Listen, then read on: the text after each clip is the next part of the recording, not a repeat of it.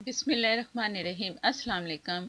गर्मी जब आती है तो दिल चाहता है कोई ठंडी चीज़ हो जिससे रोटी से भी खाएं और मज़ा भी आ जाए, रोटी भी खाई जाए और गर्मी का एहसास भी ना हो। तो उसके लिए काफ़ी रायते बनाए जाते हैं। तो मैं ये रायता बना रही हूँ कद्दू का। इसे लौकी भी कहते हैं।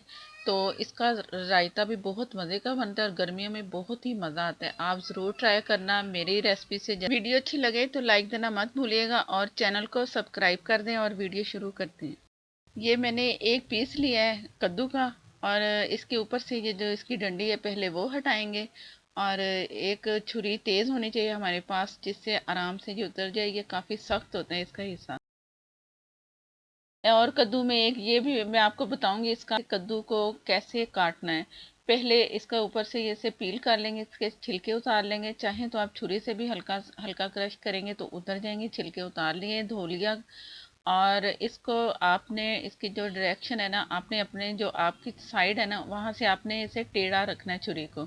इस तरह करके अगर इस तरह नहीं काटेंगे ना तो घिया सख्त हो जाएगा और ये गलता नहीं है। और ये सच है कि आप अगर सीधी छुरी से काटेंगे ना घिये को तो वो गलता नहीं, और छुरी टेढ़ी रखेंगे तो गलेगा।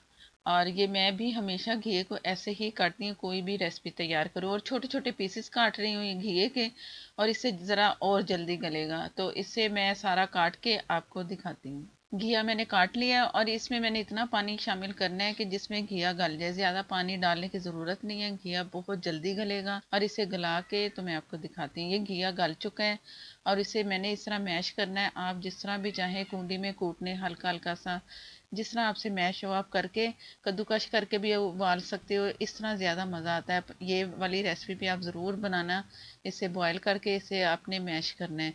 मैश करके इसे ठंडा होने के लिए रख दें। ठंडा घिया दही में डालेंगे तो सही रहेगा। अगर दही में गर्म घिया डाल देना तो वो ज़रा फिर दही दही पतली होती है। मैंने पहले 1 टेबल स्पून हरी मिर्च को क्रश करके डाल दिए, एक ली प्याज वो भी चॉप की वो भी डाल दी, टमाटर डाल दिए चॉप करके। अगर बड़ा टमाटर है तो एक ले लें, नहीं तो आप 2 टमाटर ले लें छोटे साइज में। और इसमें मैंने काला नमक डाला है हस्बे ज़रूरत, चाट मसाला डाला है हस्बे ज़रूरत, धनिया थोड़ा सा डाल दिया। और ये घी की बारी आ गई। घिया ठंडा किया और इसके बाद मैंने इसमें शामिल कर दिया।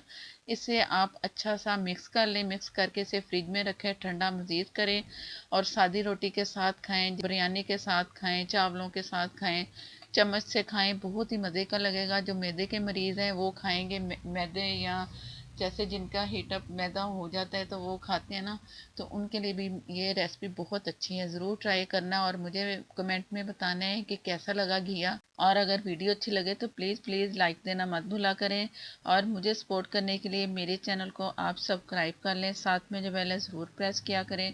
उसी से ही आपको नोटिफिकेशन मिलेगा। और नेक्स्ट वीडियो तक के लिए मुझे दें इजाज़त। अल्लाह हाफिज़।